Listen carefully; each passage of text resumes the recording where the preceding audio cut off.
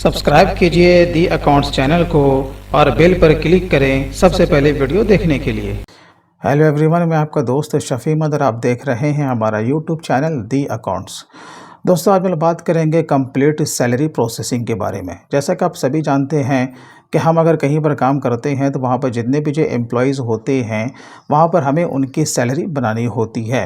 और सैलरी के लिए जो सबसे जो मोस्ट इम्पॉर्टेंट चीज़ है वो आपका होता है अटेंडेंस, क्योंकि एम्प्लॉय हमारा जितने दिन काम करेगा हम उसी के हिसाब से उसे हम लोग सैलरी भी पे करते हैं। यानी कि नंबर ऑफ़ पेड डेज़ को आपको निकालना होता है। जो भी वहाँ पर आपका लीव होता है उसको मद्देनज़र रखते हुए आपको अटेंडेंस रजिस्टर को मेंटेन करना होता है, जो कि मैं आपको बताऊंगा उसे आपको एक्सेल में किस तरीके से करना है। फिर उसके बाद कहीं पर भी 10 या फिर 20 से अधिक अगर स्टाफ अगर हो जाते हैं तो वहाँ पर आपका पीएफ ईएसआई भी कंपलसरी हो जाता है। जब वो आपका कंपलसरी होगा तो उसके साथ साथ आपका प्रोफेशनल टैक्स भी हो जाएगा। और अगर किसी एम्प्लॉई की अगर टोटल जो ग्रॉस इनकम है अगर वो इनकम टैक्स के स्लैब को पार करती है तो फिर हमें उसका इनकम टैक्स का भी कैलकुलेशन करना होता है, जो कि मैं आज आपको इसी वीडियो में बताने वाला हूँ कि ये सारा काम स्टार्ट टू एंड आप एक्सेल में किस तरीके से आप कर सकते हो। तो दोस्तों, पूरी जानकारी के लिए आप वीडियो को एंड तक आप जरूर देखते रहें। और दोस्तों, हमारा ऑनलाइन लाइव क्लास से 11 जनवरी 2023 से शुरू होने जा रहा है।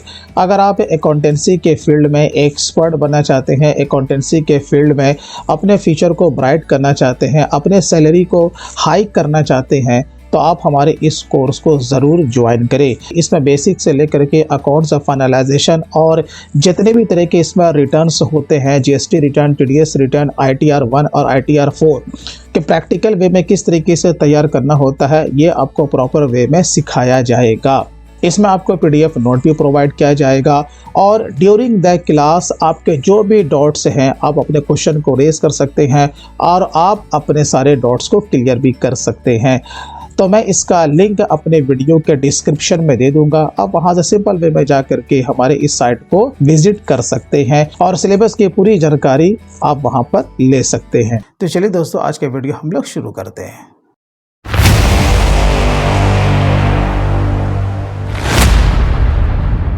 तो सबसे पहले हम लोग बात करेंगे अटेंडेंस की। तो यहाँ पर देखिए बहुत ही सिंपल सा अटेंडेंस का यहाँ पर फॉर्मेट मैंने बनाया है।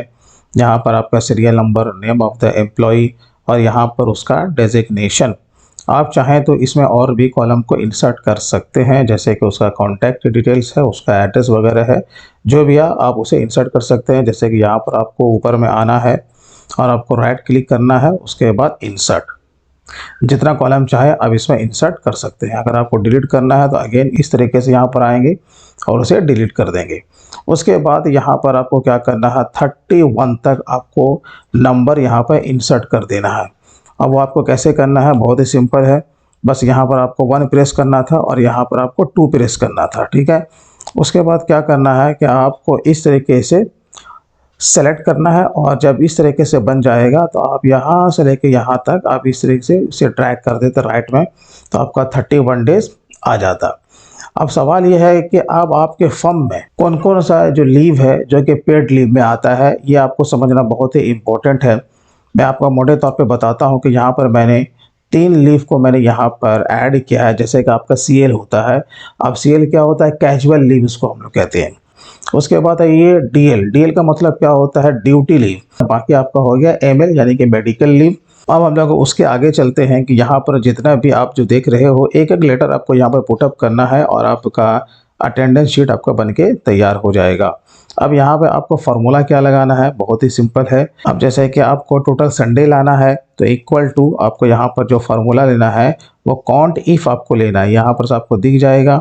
उसके बाद यहाँ से आपको जो कि उसके लेफ्ट साइड में जहाँ से आपको रो स्टार्ट होता है, आप उसको माउस से या अपने कीबोर्ड से इस तरीके से आपको 31 से लेकर के 1 तक आपको चले जाना। ये देखिए जैसे कि मैं आया ये 31 तक। उसके बाद आपको क्या करना है, कॉमा देना है। कॉमा देने के बाद जो कि संडे के लिए जो मैंने लेटर का यूज़ किया है वो S है, तो यहाँ पर आपको इन्वर्टेड कॉमा में वो लेटर आपको पुटअप कर देना है। इन्वर्टेड कॉमा बंद कीजिए, ब्रैकेट दीजिए और उसके बाद इंटर मारिए, तो यहाँ पर आपका आ जाएगा। अब देखिए यहाँ पर जैसे संडे है ना, अब यहाँ पर आपको 4 दिख रहा है। मान के चलो कि मैंने यहाँ पर कुछ और मार दिया, ए मार दिया। ए हम जैसे मारते हैं तो यहाँ पर देखिए एक संडे आपका कम हो गया, ठीक है। तो इसी तरीके से आपको सब में फार्मूला लगा लेना है। मैंने यहाँ पर हॉलीडे के लिए एच लेटर का यूज़ किया है, यहाँ प्रेजेंट के लिए पी, सीएल के लिए सीएल, डीएल के लिए डीएल और एमएल के लिए एमएल और एब्सेंट के लिए ए। तो यहाँ पर क्या होता है, पेड डेज का माने क्या होता है, आपका संडे से लेकर के ये लीव तक का ये क्या हो गया, ये जिसके जोड़ देना है। और यहाँ पर आपका ऑटोमेटिक क्या निकल गया, एब्सेंट, क्योंकि एब्सेंट के लिए मैंने ए लेटर को यूज़ किया, ठीक है। अब जहाँ जहाँ पर आप जो पुटअप करेंगे वो देखिए यहाँ पर ऑटोमेटिक उसे वो कैलकुलेट वो कर लेगा। तो ये फुल्ली ऑटोमेटेड शीट है, चलो ठीक है।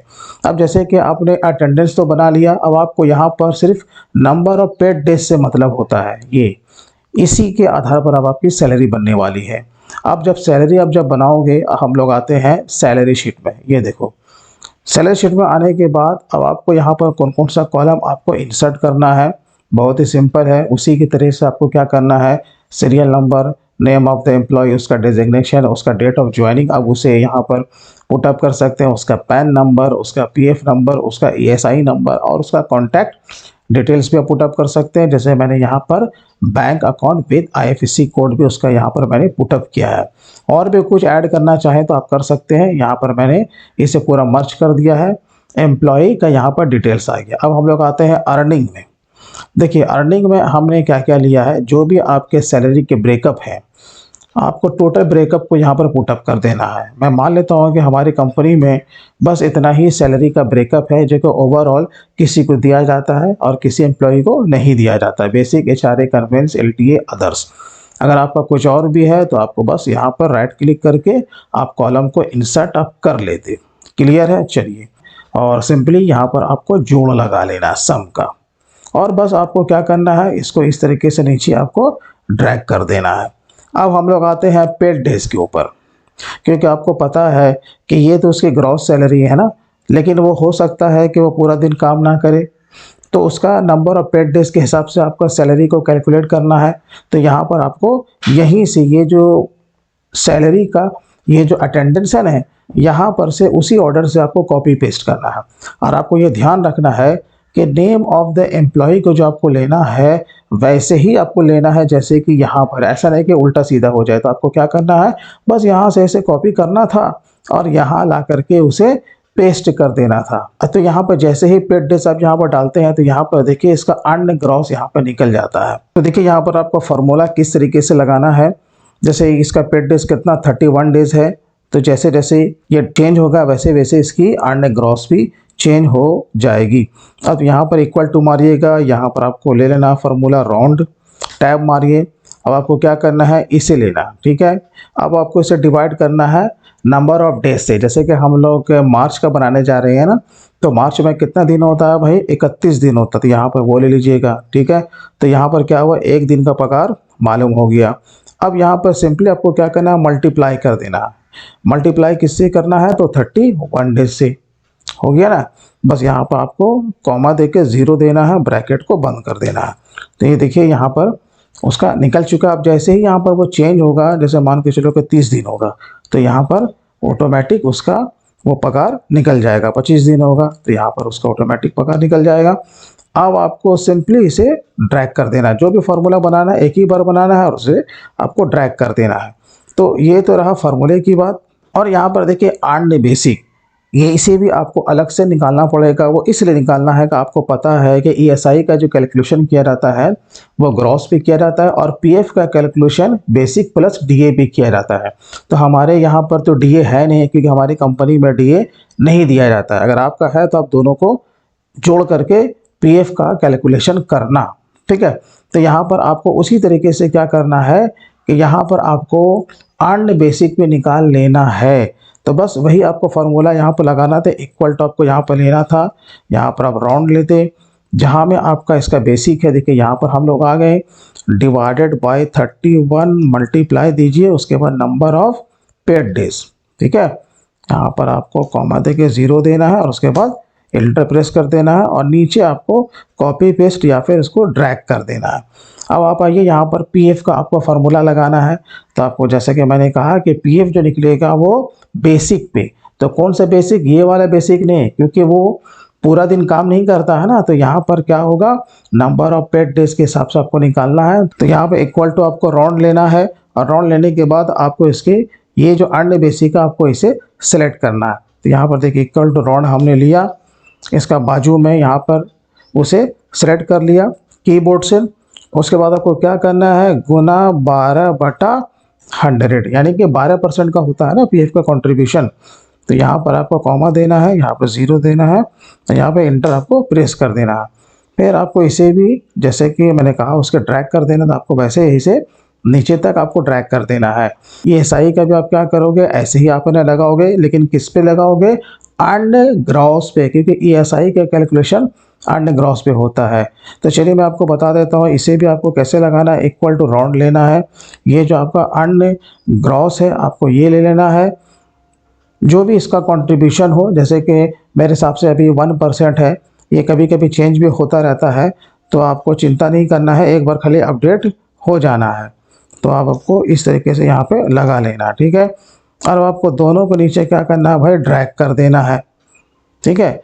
अब देखिए, अब यहाँ पर सवाल यह है कि सबका तो पीएफ और ईएसआई तो नहीं कटेगा लॉ के मुताबिक, इसकी सैलरी बहुत हैंडसम है, तो मान के चलो कि इसका ईएसआई नहीं कट रहा है, तो यहाँ पर आपको 0 मार देना है, यानी कि उसे डिलीट कर देना है।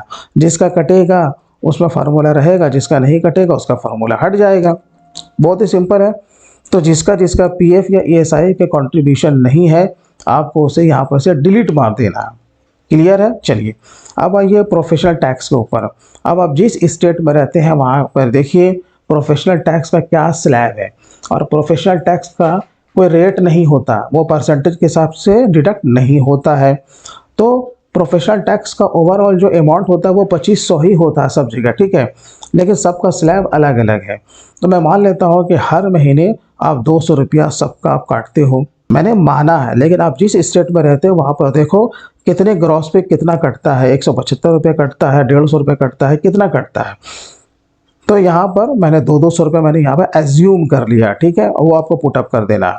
अब आइए टीडीएस। तो टीडीएस तो भाई सबका तो नहीं कटेगा ना, किसी का कटेगा किसी का नहीं कटेगा। तो अभी का जो रूल है सबका सेम ही आपको पता है कि अगर 5 लाख से ऊपर जाएगा तो फिर वो इसके टैक्स के स्लैब में आ जाता है। जैसे कि 2.5 लाख तक है तो उसे कोई भी टैक्स नहीं लगे, नील है। 2.5 लाख से लेकर 5 लाख के बीच का है तो उसके डिफरेंस का 5% है।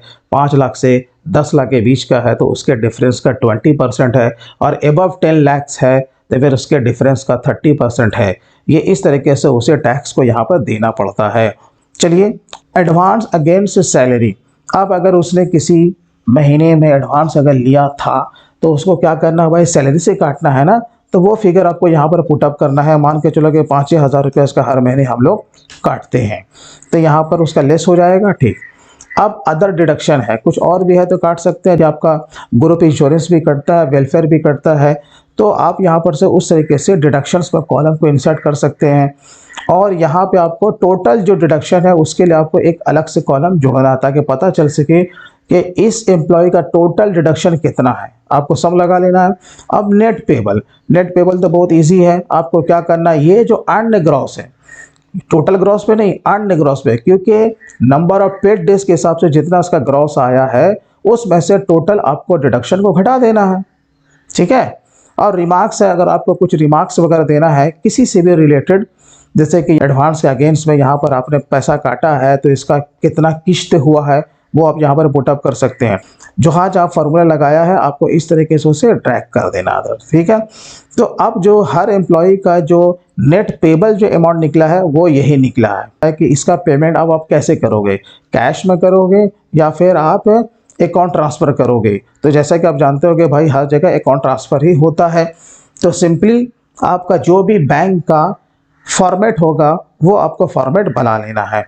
जैसे कि यहाँ पर आप जब आओगे बैंक में तो यहाँ पे एक मैंने सिंपल सा फॉर्मेट मैंने अपने हिसाब से बनाया है, वो आपको बैंक अपना फॉर्मेट दे देगी, आपको वो फॉर्मेट एक्सेल में बना लेना है। बस आपको यहाँ पर क्या करना है, कॉपी पेस्ट करना है। यहाँ पर आओगे, एम्प्लॉय का नाम उठा लोगे, ठीक है, और यहाँ ला करके आपको पेस्ट कर देना है जहाँ पर भी उसका फॉर्मेट होगा। फिर यहाँ पर उसका जो अमाउंट है ये वाला यानी कि नेट पेबल सैलरी शीट में आते हैं, ये वाला फिगर आपको यहाँ से कॉपी पेस्ट करना है। और जब कॉपी पेस्ट करोगे तो कैसे करोगे मैं आपको बता देता हूँ। ये यहाँ पर से मैंने कंट्रोल सी से कॉपी किया और यहाँ पर जैसे बैंक में आओगे तो आपको यहाँ पर राइट क्लिक करना। राइट क्लिक करने के बाद आपको चले जाना पेस्ट स्पेशल में, ठीक है। पेस्ट स्पेशल में जाकर आपको वैल्यू लेना, ठीक है, क्योंकि वहाँ फार्मूला लगा हुआ है। आपको इस तरीके से यहाँ पर इसे कॉपी पेस्ट करना। फिर यहाँ पर आपका अकाउंट नंबर और यहाँ पर उसका IFSC कोड आपको यहाँ पर से पुटअप करना है, वो भी आपको यहाँ पर से आना था। और यहाँ पर आप देखो शुरू में ही हम लोगों ने उसका अकाउंट का डिटेल्स यहाँ पर लगा कर रखा है। फिर यहाँ पर से इसे इस तरीके से कॉपी करना है, कंट्रोल C मारना है और यहाँ पर बैंक में आना है। पहले इसे बाजू में से कंट्रोल प्लस V करना, ठीक है, क्योंकि यहाँ पर क्या है ना कि इसमें दोनों चीज़ इसका मिला हुआ है, IFSC कोड और प्लस बैंक अकाउंट नंबर। तो इसे अलग अलग कॉलम में देना है ना, तो यहाँ पर इसे अलग अलग करने के लिए आपको डाटा में जाना है। डाटा में जाने के बाद टेक्स्ट टू कॉलम में जाना है और यहाँ पर आपको नेक्स्ट करना है। यहाँ पर बीच में जो स्पेस है तो इसको अलग करने के लिए आपको स्पेस पे ही क्लिक करना है। देखो यहाँ पर अलग हो गया, नेक्स्ट देन फिनिश, तो ये आपका अलग अलग हो गया। तो आपको ये क्या करना था, बैंक अकाउंट को बैंक अकाउंट के कॉलम में डालना था और IFSC कोड को IFSC के इसमें डालना था। कॉपी पेस्ट आप इसे कर लेना। तो देखो कितना इजी वे में आपका यहाँ पर ये सैलरी बनके तैयार भी हो गया। और इसका बस सिंपली आपको प्रिंट आउट लेना, जो भी प्रोसीजर है वो आपको आगे कर लेना है। एक आपको चेक बनाना है और बैंक को भेज देना है, तो सबके अकाउंट में पैसा वन टाइम में आ जाएगा, ठीक है। अच्छा, जब इतना काम हो गया, सबकी घंटी बज गई, तो सब लोग क्या मांगेंगे आपसे, पे स्लिप मांगेंगे। तब आपको पे स्लिप कैसे बनाना है, तो पे स्लिप का यहाँ पर सिंपल सा फॉर्मेट है। यहाँ पर मैंने VLOOKUP फार्मूला को मैंने यूज़ किया है। अब यहाँ पर जो डेजिग्नेशन है सब कुछ ऑटोमेटिक आएगा। तो जैसे ही मैं यहाँ पर आऊँगा सैलरी शीट में, जैसे कि यहाँ पर ये मनोज झा है, यहाँ पर मैं इसे कॉपी करूँगा, पे स्लिप में आऊँगा और यहाँ पर इसे पेस्ट करूँगा, ठीक है। तो यहाँ पर देखो उसने टोटल यहाँ पर उसका पगार निकाल दिया है और ये ऑटोमेटिक यहाँ पर उसका ये देखो जो 28,177 रुपया है वो यहाँ पर ऑटोमेटिक पकड़ रहा है। इसी तरीके से आप दूसरे किसी के लो, यहाँ पर से देखो मैं किसी को भी यहाँ पर कॉपी करता हूँ, यहाँ पर पे स्लिप में आता हूँ, यहाँ पर नाम की जगह मैं पेस्ट करता हूँ। तो देखिए 42,700 रुपये उसका ऑटोमेटिक आ गया ना। इसकी ये ग्रॉस है, ये उसका एक्चुअल हो गया, ठीक है, क्योंकि ये पूरा दिन काम करता है ना। और यहाँ पर उसका डिडक्शंस भी आ गया, 42,700 यहाँ पर रुपीज़ में भी आ गया। अब यहाँ पर एक बार चेक कर लेते हैं कि मेरा फार्मूला सही है भी या नहीं है। ये देखो 42,700 है, क्लियर है।